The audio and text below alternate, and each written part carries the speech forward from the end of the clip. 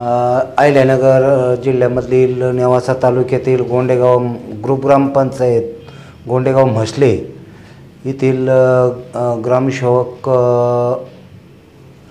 काकडे भाऊसाहेब यांचा मनमानी कारभार काल मासिक मीटिंग असल्या कारणाने आम्ही काही सदस्य आणि आम्ही काही ग्रामस्थ जमलो होतो। तर त्यांनी काल असं कोरमाभावी मीटिंग घेता येत नाही, तर कोरम मीटिंगला सदस्य उपस्थित नसल्यामुळं तर मीटिंग तहकूब केली। तर मग आमच्या असं निदर्शनास आलं, म्हणलं आता ह्याच वेळेस आलं आहे का, तर ते त्यांचं म्हणणं असं आलं का ग्रामपंचायत सदस्य मीटिंगला येत नाही। बरं, तरी आम्ही म्हणलं मग ठीक आहे, काय हरकत नाही। तर त्यांनी असं ग्रामपंचायत ॲक्टनुसार जर समजा कायदा हे सांगतो आहे का बुवा ग्रामपंचायत सदस्य 3 महिने जर सभेस हजर नाही राहिला तर ग्रामपंचायत सदस्यत्व रद्द होतं आहे। आणि हे ग्रामपंचायतचे ग्रामसेवक 13/3/2022 पासून तर आजपर्यंत 29/12/2024 पर्यंत प्रोसिटिंग न लिहिता नुसतं ग्रामपंचायत सदस्याचे नावं लिहून कुठंही कोणाची सही न घेता जर असा जर कारभार, एवढा सावळा गोंधळाचा कारभार जर करत असतील तर गावाचा विकास कसा होणार। आणि यांचं मनमानी कारभारामुळं गावाच्या दलित वस्तीतील 58 लाख रुपयाच्या दलित वस्ती सुधार योजनेमधले 58 लाख रुपये 2 वर्षापासून पडून आहेत। त्याचंसुद्धा काही यांनी याचं गांभीर्य न घेतल्यामुळं दलित वस्तीतील सर्व समाज या लाभापासून वंचित राहिलेला आहे। आणि गावातील काही महत्त्वाचे कामं असतानासुद्धा यांना या कायद्याचा गंध आहे की नाही हे काही सांगता येत नाही, पण यांना, मला तर असं वाटतं यांना कायदा काही कळत नाही।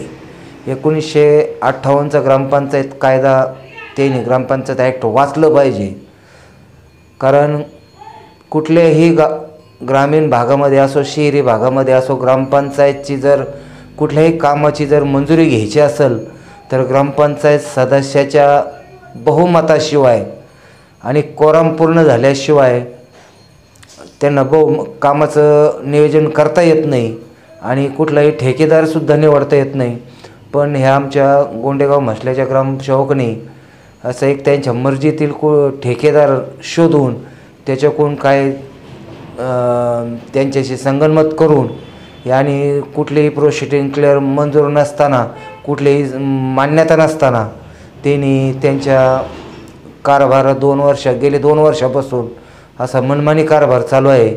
तरी याची पंचायत समिती स्तरावरती याची BDO साहेब, वरिष्ठ शिवसाहेब यांनी दखल घेऊन या अशा कामचुकार ग्रामसेवकाला किंवा यांना जर याचं जर प्रोसिटिंगचं जर महत्त्व नसेल, कॅशबुकचं महत्त्व नसेल आणि ग्रामसभेचं जर महत्त्व नसेल तर अशा ग्रामसेवकांनी हे फुकाटचे 80,000 रुपये पगार घेऊन हे शासनाला बुडू नये।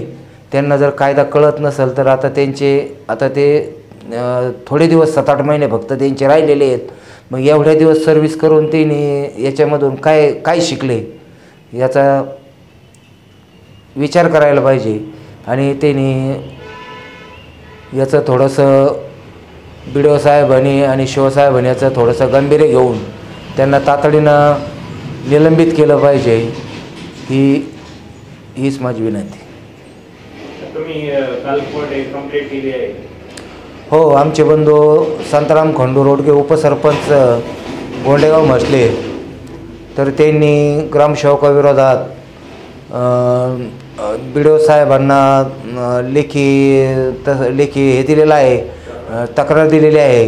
आणि जर त्याची 7 तारखेपर्यंत जर चौकशी नाही झाली तर आम्ही 7 तारखेला उपोषणला उपसरपंच तर ते तर बसणारच आहे, पण त्यांच्याबरोबर ते आम्ही सर्व दोन्ही गावातील नागरिक ग्रामसेवक भाऊसाहेबाच्या विरोधात आम्ही उपोषणाला बसणार आहे।